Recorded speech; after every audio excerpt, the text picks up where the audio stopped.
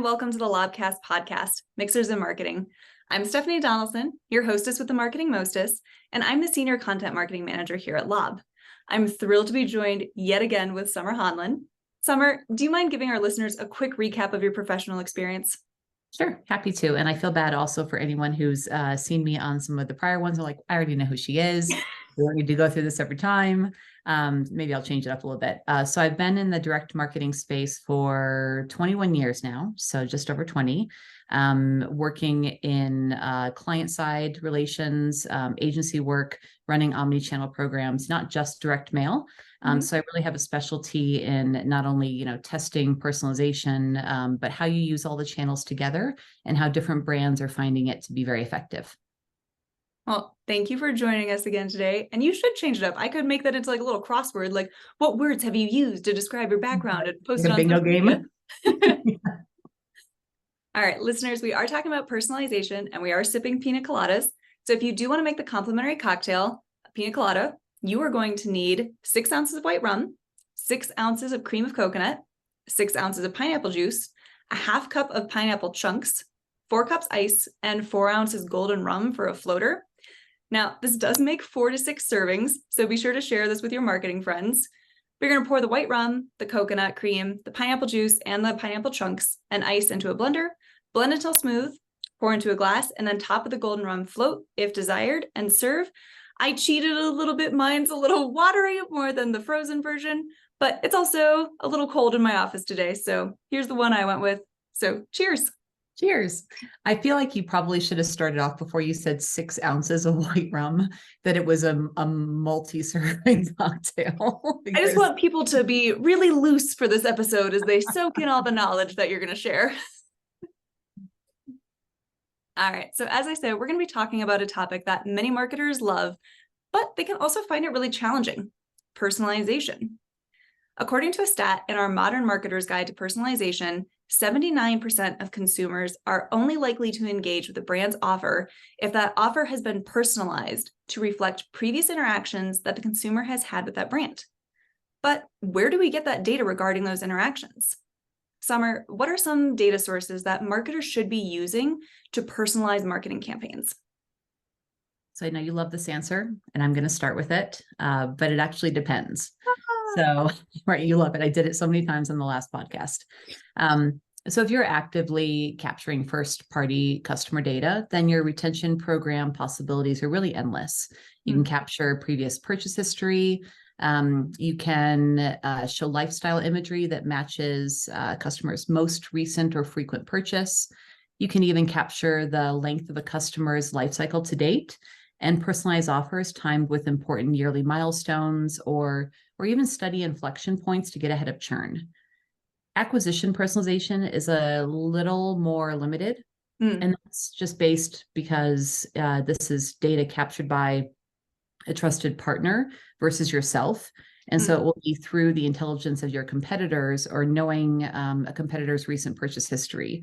So for example, a data partner could tell you that you can be right there in the mail stream with something related to home goods because someone has just purchased a brand new home or they're renting a new condo, or maybe a B2C good that would be perfect for a new baby because they're aware of a life event. But it really is contingent upon the data partners that you're working with and what types of access they have to data. Oh, definitely. I mean, we actually just attended a baby shower for a friend, so we were buying baby gifts.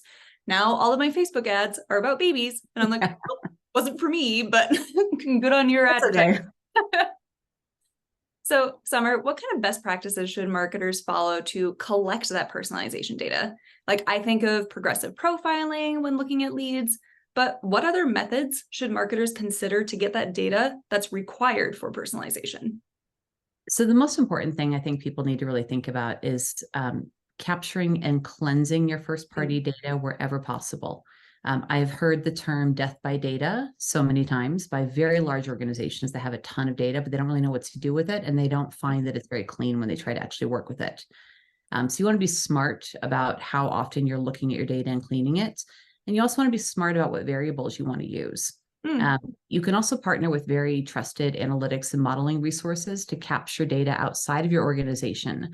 And what they have can be really useful and be very supplemental to what you're already doing, and can give you a more holistic picture of what your customer is really thinking about and where they're making active purchases.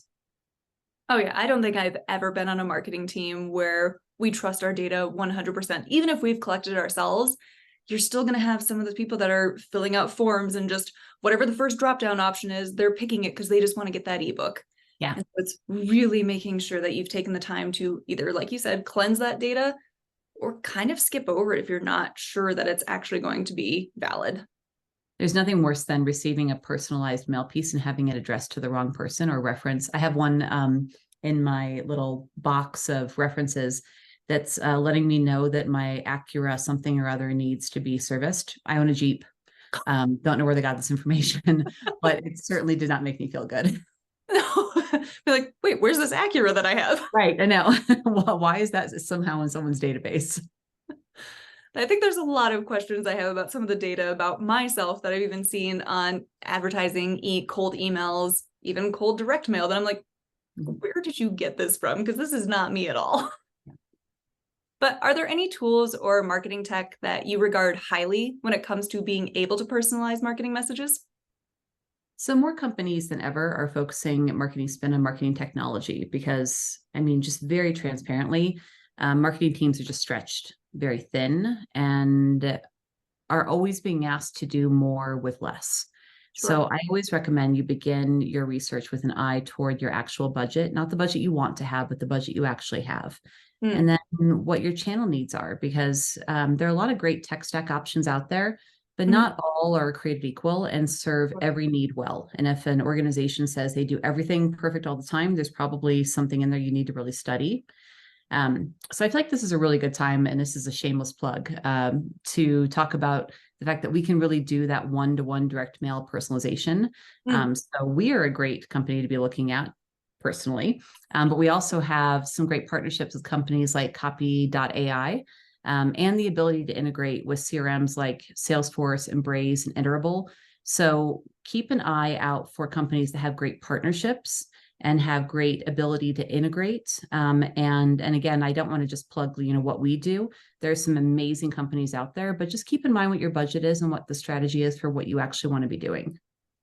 Oh, don't worry. On the last podcast, Dave was plugging Lob all over the place, talking about our API and how easy it is to integrate with any CRM system or homegrown database system that you use, which is one of the values of it. Like, you don't have to rely on, okay, this particular integration, like we can make whatever work based on whatever you have. Yep. It's fair. I watch out for it because I want to make sure that people are getting a lot of useful information. Oh, definitely. And don't worry, I think we do a pretty good job on that one. All right. So Kim and I have talked on the podcast before about preference centers and their importance for building trust and better relationships between brands and their customers. Do you think brands could be doing more with preference centers to maximize the effectiveness of their marketing efforts, as well as personalizing their marketing campaigns? 100%. Consumers continue to show us that they want the power to choose. And that includes what types of channels and the pace of communication they want to receive. So preference centers provide not only insight into what your customers want, and you can then aggregate those learnings to uncover trends within your own database, but they also create a new level of trust with your customer because you show them that you care about what they want and that you only wish to provide them with the communication they look forward to. One of the biggest roadblocks that I see when people are looking at creating a preference center is being able to put it in a roadmap and be able to get it on an IT system, and you need to have the manpower to be able to put something like this in place. And it isn't incredibly easy for larger organizations to do. So if you're a smaller organization, I would say just start with the basics and start with leveraging email and direct mail with a single piece that says, tell us how you actually want to be communicated with, and figure this out as you go along. It does not need to be perfect when you get it out there, but you need to start because this is what customers are asking for. Oh, no, definitely. And like I said, Kim and I have talked about this a few times on the podcast, I believe, especially on the marketing mail one, where we talked about the difference between email and direct mail and how they can work together. And we both knew some brands that it's like, you make a purchase, or maybe you sign up for their emails because you want to get that first, like, hello, welcome to our email list. Here's 20% off. But then you just keep getting emails and emails from them. And it's like, oh, okay. Like I wanted one touch point where if you introduce that preference center right away, it can be like, I want monthly emails. And so that way I'm excited when I see your name in my inbox instead of being like, oh, what now? Yeah. Well, you expect to be bombarded. That's how people feel about marketing these days, is that they're just bombarded, especially in the digital space. Yep. And so if you're given at the onset of your journey an opportunity to say what you actually want, don't you feel like that's a company you want to go back to over and over again? Yep. Well, yeah, you've already earned my trust. You've asked me how often I feel comfortable getting messages from you. I'm going to be more likely to open them when you do, because I've said I've indicated interest in coupons or sales that you're running. I've indicated interest in women's clothing, maybe this particular style. So I know when you email me, you're taking all those factors into account. So it's going to be, hey, here's the exact dress you're looking for your birthday celebration coming up soon. Like, great. I am more likely to convert than just the random every week emails that I get. Yeah. That feel like someone's just pressing a button and you're part of the big group. Yeah. Yep. Okay. So I'm going to pose maybe what might be a controversial question here, as you and I have talked previously about marketing data and lists and how those third-party data sources can be personalized. So if you could only rely on demographic data or behavioral data to personalize a marketing campaign, which would you choose? So I think it's important to probably level set and give a brief description of what those two types of data are, just in case anybody's listening to this who's maybe like, I don't really know the difference and why it matters. Sure. So demographic data is capturing the characteristics of a population, like age, gender, income, education level, geographic location. And that's where a lot of people start. And this type of data really helps you understand the general makeup of your target audience and can help you tailor your message and campaigns to appeal to those groups. Behavioral data is information about how people actually behave, like their browsing history, their purchase history, and engagement with your brand. And this data is incredibly useful for understanding how your target audience interacts with brands and can help personalize your messaging and campaigns based on their interest and behaviors. An example would be like if a customer has been browsing a certain product on your website, you can use that information to send them then personalized recommendations or promotions for that product. So in general, I find behavioral data is more valuable because purchase history and what people are actually doing is generally more valuable than demographic data, because it's just more specific, provides more actionable intel into how your target audience actually interacts with your brand. Demographic data, though, is still valuable for understanding the general makeup of your audience and tailoring your messaging and campaigns, but it can be limiting. And I think it can actually create some general assumptions about an audience subset that aren't entirely true. Sure. And by that, I mean some of the recent studies that have been done that show that younger generations really love direct mail because they find that it drives a stronger, trust-based relationship. But if you're looking at demographic data from the last couple of years, you might say, oh, well, older people are more skewed toward direct mail, so that's where I'm going to focus. So you want to actually focus on how people are really behaving with their purchases. I know this is a super long answer, so I apologize about that. But so I feel like the best approach is to use a combination of both types of data and get a much more comprehensive understanding of your target audience and improve your marketing efforts. But if I had to pick just one, I would go with behavioral data every day because it's more nuanced, just like your customers are. Yeah, no, and don't feel bad about giving us long answers. This is why we have experts like you come on here to teach me and our listeners things. The next one will be super short. I'll do a couple of really short ones. All right. So we just talked about behavioral data and using that to personalize campaigns. But do you think the personalization strategy changes when we're running acquisition campaigns versus retention campaigns?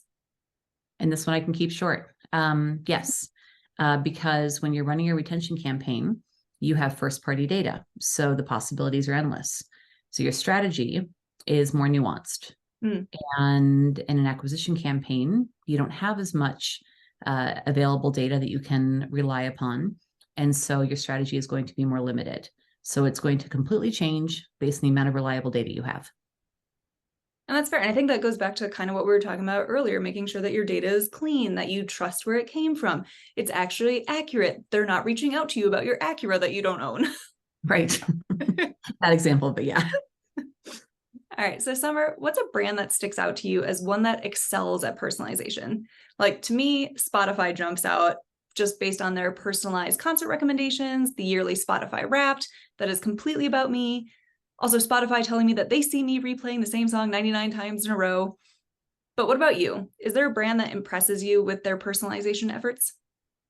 Amazon comes to mind immediately because they actively use browsing history and purchase history and search Sure. queries to suggest products that are likely to be of interest to me, and they usually hit the nail on the head. But if I'm allowed to pick more than one, I would also say Sephora, Oh, because they do the same sort of thing.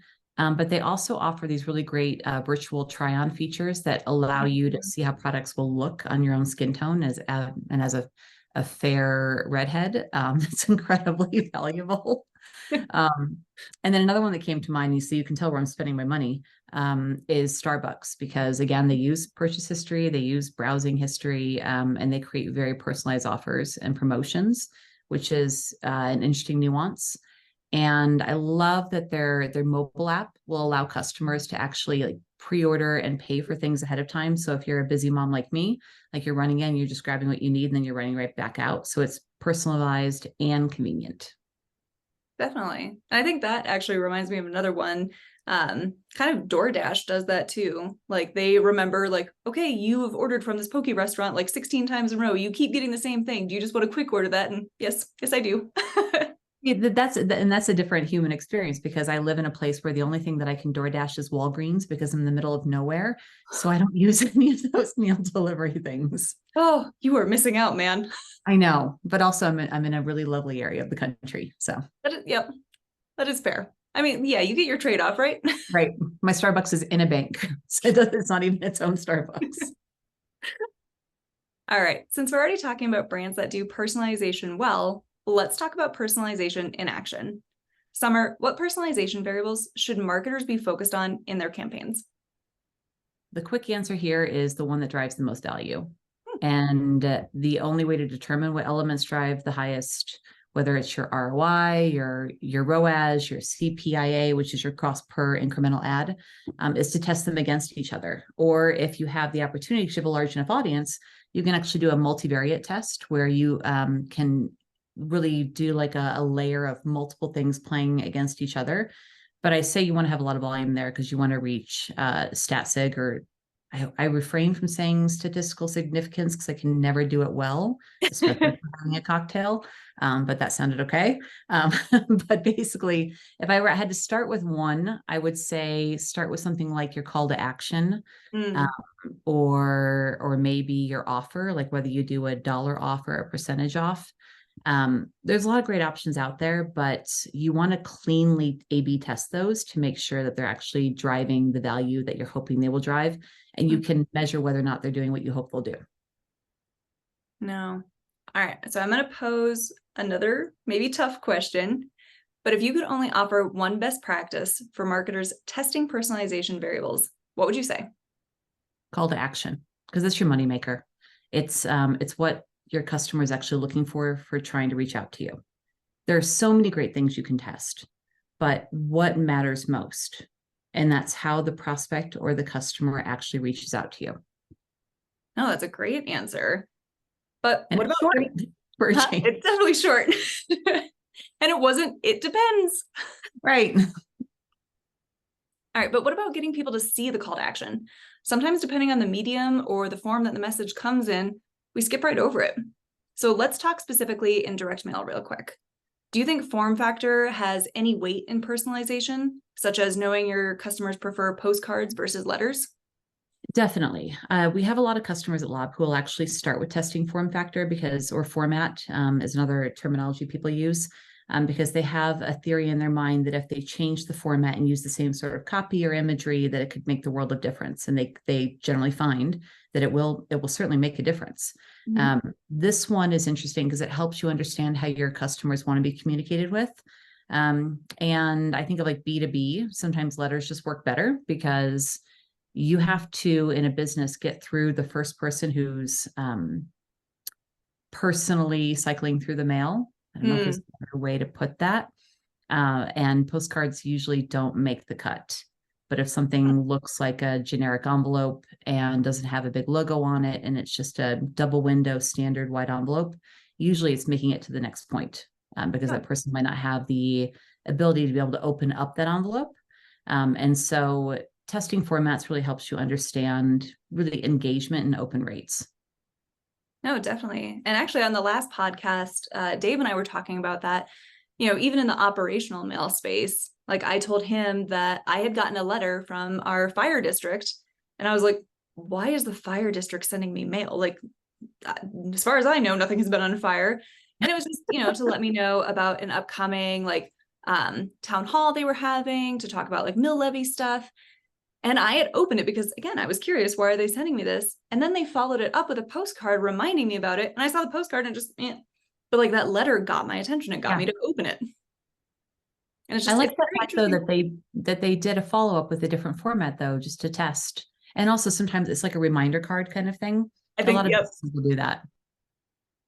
All right. So I'd love to talk about time-based personalization real quick. How does the timing of a campaign impact personalization, such as if we're sending direct mail about a birthday or an anniversary or, 30 days after purchase? How do you think that impacts personalization?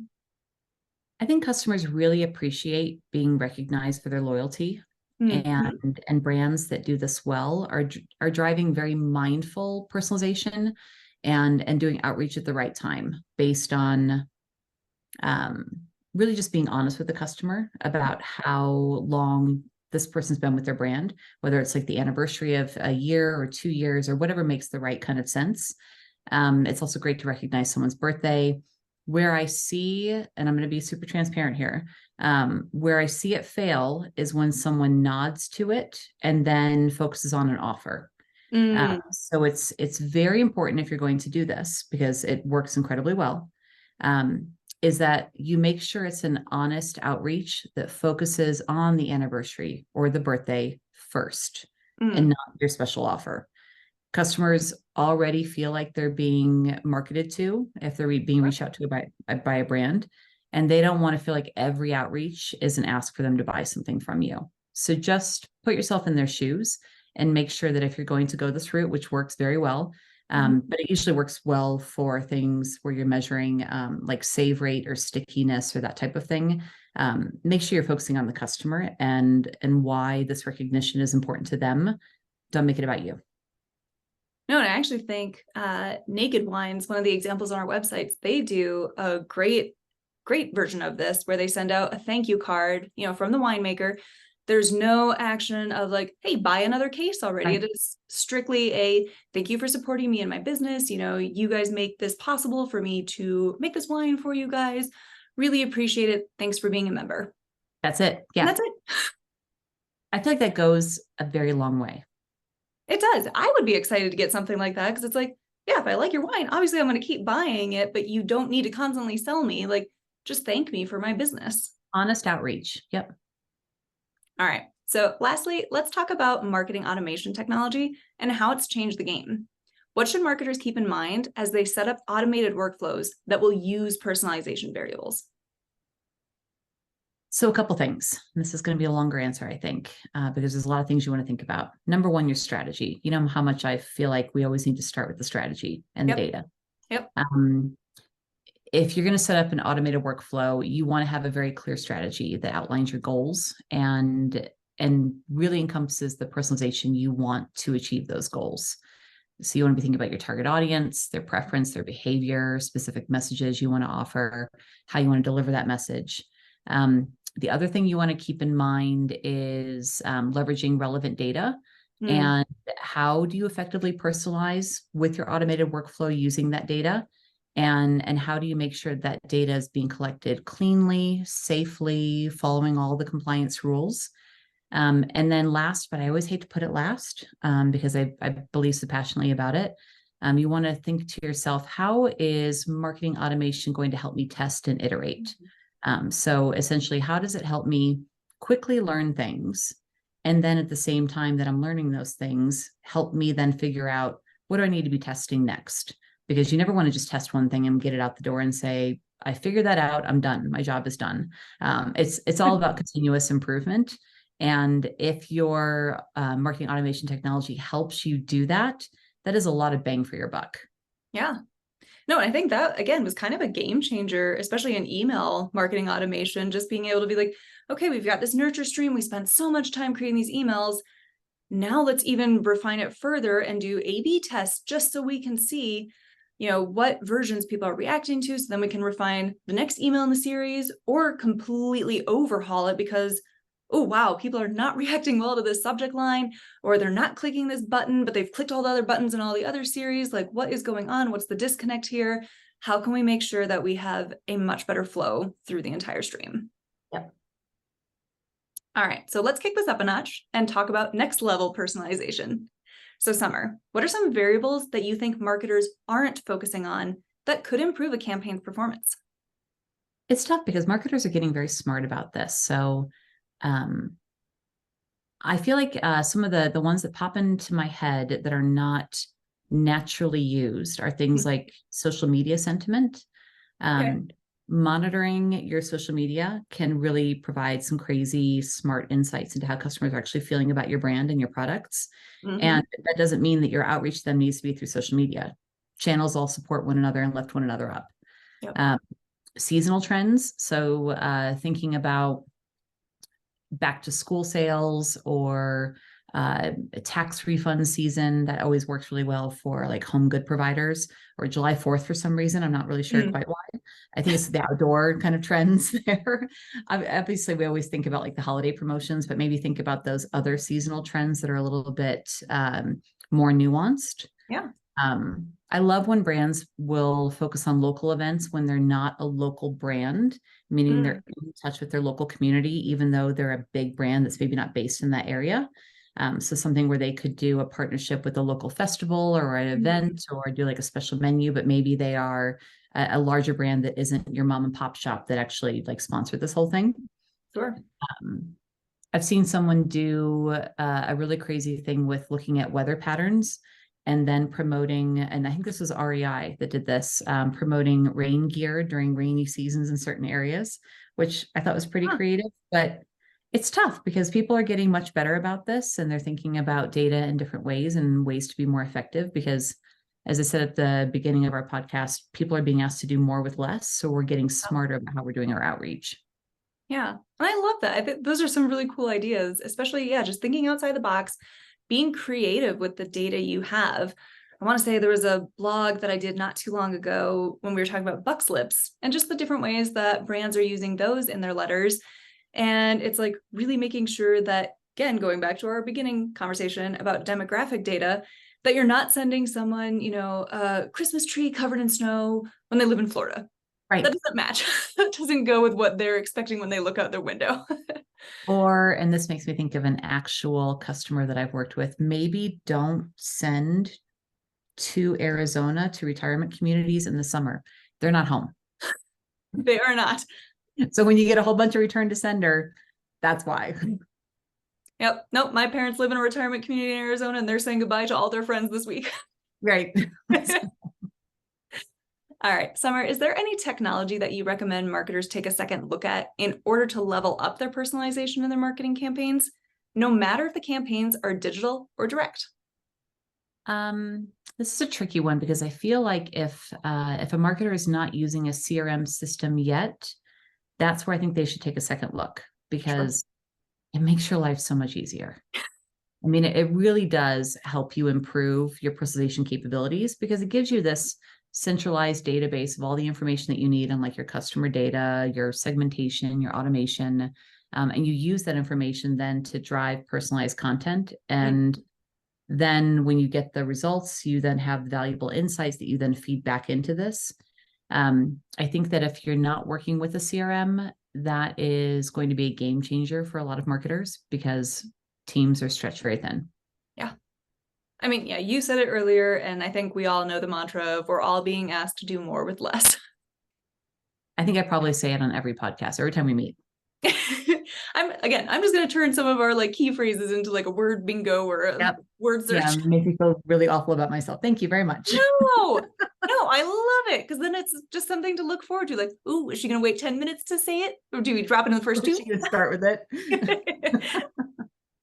Or we'll just turn it into like a workout. So I'm ready for the beach. Like anytime you say something, I have to drop down and give you 10 push-ups. Oh, that's a good idea. That's really good. Get some workout in while I'm drinking. Not a good combination.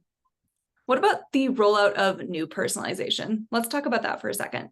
Should marketers do A/B tests to roll out new personalization variables? 100%. Otherwise, you don't really know what's sticking and why. So you might have lift on a campaign and say to yourself, that campaign was gangbusters and I tested a whole bunch of personalization, but you don't know what personalization drove that lift. Is it just personalization? Yep. I think, though, to be fair, not every brand is going to have enough volume and budget, perhaps, to go out there and say, first, I'm going to test the name, then I'm going to test lifestyle imagery, then I'm going to test call to action, then I'm going to test offer, then I'm going to test format. And I have a year-long plan with out-of-pocket budget associated with this, and I can just do it. So that's why I feel like it's important to start with certain things that really matter to you. If you're in a position where you're saying to yourself, I don't know if I can afford to do straight A/B testing on every particular element, then I'd say just begin by personalizing. And you know me, I love testing. I love being able to read the results. But you also have to start somewhere. And not every brand listening to this is going to be able to do that in a very sequenced sort of way, just based on budget. No, that's definitely fair. So kind of a tangent of that, in your opinion, is there a channel that marketers should test new personalization variables on first? I like to test in digital first. And again, I've worked in the direct mail space for 21 years, but I've also worked in digital for just as long. Yeah. So I love the fact that the channels really lift one another up. There's always a great halo effect of one channel positively impacting another channel. So if you test it in digital, you get a very quick result, and then you can use that in the physical channel. And the digital channel that comes to mind is email, because it's the most similar for the amount of content you're able to include in the way that people actually process the information. No, I love that. So how can marketers evaluate the performance of personalization upgrades? Like, what metrics would you be closely tracking? That's a tough one, because every marketer who's a real marketer knows what KPIs matter most by program. So rather than me saying this is the KPI you should be watching out for, I'd rather just say marketers know what KPIs they need to be looking out for. If you're doing an acquisition campaign, you're looking at probably cost per incremental ad or return on ad spend. If you're doing a retention campaign, you could be looking at save rate, as well as upgrades or cross-sell or any of the other metrics that retention marketers look at. You're going to know. And you're going to know what kind of lift you need in order to continue to support that program. There are, and I was actually asked by another customer about this recently, about the amount of lift that personalization drives. So I went down the rabbit hole of looking up how much lift does personalization actually drive. And the rabbit hole took a while. And I saw a wide range of results, some of them very well backed, but they can be by industry, or they could be numbers that I just don't feel comfortable saying out loud because I feel like they're very inflated. So the number that I found actually that I feel very comfortable saying is it's sponsored by the ANA, and everyone knows the ANA. And they said that personalization versus just standard generic messaging drives 62% lift. Wow. So knowing that, and that's not a response rate, that's lift. So I should be very clear about that before someone comes back and says, you said that my piece would generate 62% response rate. I feel like that in and of itself is the reason for why we're talking today, because if we know that personalization can drive a lift of 62%, then everybody should be doing it, and everybody should be studying it and figuring out what elements make the most sense. And then hopefully more people publish what is working for them and more marketers learn from each other. No, and I'm actually gonna say it myself, but it depends. I really do think that it depends. You know your audience best. you should start to have those kind of almost gut feelings of what they're going to react to. Now, your audience can obviously surprise you sometimes or throw you for a loop, or you might be like, oh yeah, they're going to totally click this email, and nobody clicks on it. But you know what you're looking for. And I think it also ties back to your goals, right? What were you trying to achieve? That's how you're going to understand if this personalization variable or this test actually made that difference. Right. And then you want to learn from it, and then you want to plan your next one. And I always like to have a couple things in my back pocket so that I think to myself, if this doesn't work, what did I learn from that? And then what am I doing next? I don't like to feel like I'm ever defeated in that, because there's always more things you can be testing. Oh, for sure. All of our campaigns can always use improvement. Yeah. All right. Summer, do you have any final thoughts that you want to share? Or was there anything that we didn't get to today during our conversation? I feel like we covered a ton, and I hate to not really have an answer for a question, but I feel like we really did cover quite a bit, and people know how to reach out to us if they have more questions. Well, thank you. To our listeners, thank you so much for joining us for Mixers in Marketing. If you want to dive deeper into the topic of personalization in marketing campaigns, please feel free to download your complimentary copy of our ebook, The Modern Marketer's Guide to Personalization, at lobdemo.co/personalization. That's lobdemo.co/personalization. As always, you can browse our library of episodes over at lobdemo.co/lobcast. Otherwise, thanks for listening. And that's all, folks. Bye, guys.